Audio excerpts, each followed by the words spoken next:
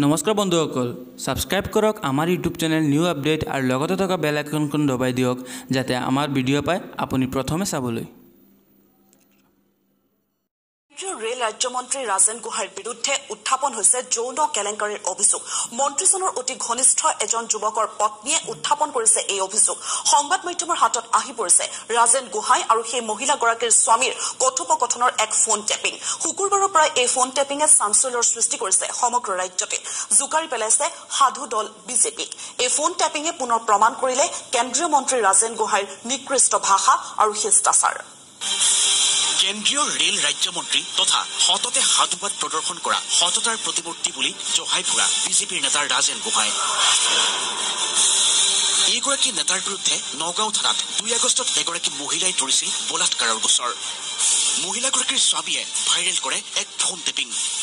শুনক মন্ত্ৰী আৰু মহিলাগৰাকীৰ স্বামীৰ কথোপকথন। মুকলি মনে ক'ব পাৰ যে ৰাজেন গোহাঁই কি বেয়া কাম কৰিছে তোৰ ঘৰত, তেওঁৰ পৰিয়ালত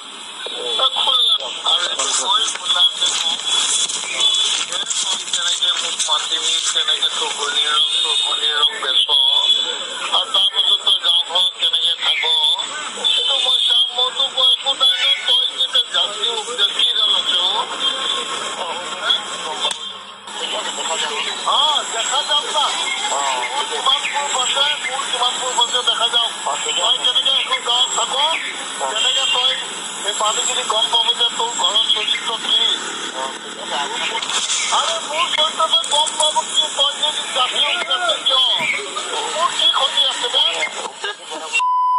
তই যিমান SMS কৰিছ চব ইয়াত ঠিক আছে। আপোনাৰ কথাবিলাক মই তোক মাতি আনি দলত পুলিচ পঠাই আছো। মই তোক দালে ঠিক আছে পঠাই দিয়ক কাইলৈ পঠাই আছো পুলিচ। আমি হাতত কি আছে তই খোলাচা কৰ আৰু মই খোলাচা কৰিম মিডিয়াক মাতি পেলাই মই খোলাচা কৰিম। তই কি খোলাচা কৰিবি বে?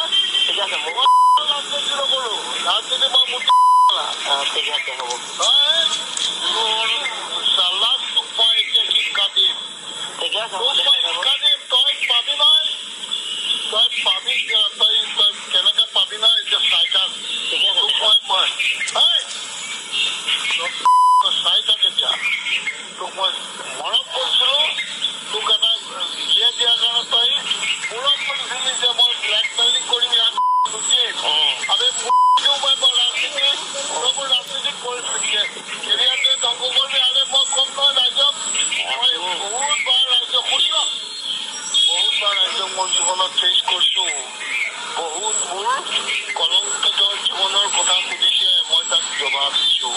আৰু তইতো এটা সাধাৰণ মানুহ, বাপেৰৰ চাকৰি, তোৰ ঘনীয়া হয়তো লগত বিয়াইছো ছোৱালীখিনি বিয়া কৰি তই কেনেকে গতাই দিব পাৰ সেইটোতো ৰাইজে গম পাব লাগিব না। হ'ব আপুনি আপোনাক গম পাব লাগিব ন। ঠিক আছে দেখা পাব মোৰ কথা ৰাইজে গম পাব লাগে। আৰে সঁচা পিছত কি কবি? তই তোৰ ঘনীয়াক গতাই দিছ, সেইটোৱে কবি। তোৰ ঘনীয়াকে কব সেইটোৱে কবি। আৰে মই এইটো স্বীকাৰ কৰিম যে এয়াই কেন্দ্ৰীয় মন্ত্ৰীৰ ভাষা। ইয়াতেই প্ৰমাণ হৈছে ৰাজেন গোহাঁইৰে পৰিয়ালটো তথা মহিলাগৰাকীৰ সম্পৰ্কৰ কথা। সম্পাদিত ৰূপতহে সম্প্ৰচাৰ কৰিব পৰা হৈছে এই কথোপকথন।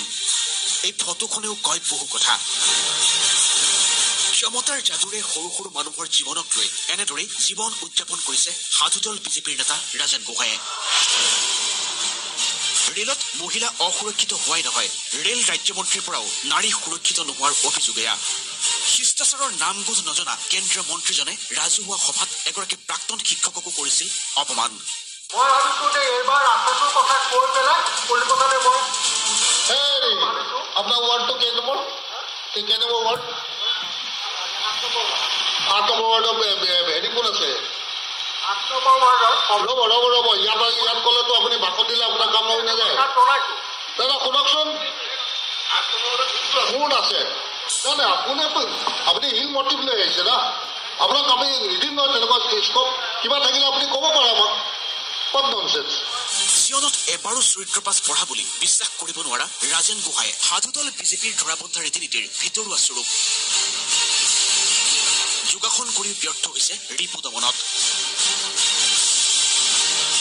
এই বয়সতো খঙত টিঙিৰি তোলা হৈ ৰাজহুৱা সভাত অপমান কৰিব পাৰে শিক্ষকক এই বয়সতো পৰস্ত্ৰীৰ সংগ সুখৰ বাবে দিব পাৰে ক্ষমতাৰ ভাবুকি বিয়পি পৰা ফোন টেপিকত নিৰ্যাতিতাৰ স্বামীক পুলিচৰ ভয় দেখুৱাৰ স্পষ্ট প্ৰমাণ আছে পুলিচ পঠাই আছো মানুহ তালৈ কাইলৈ পঠাই পুলিচ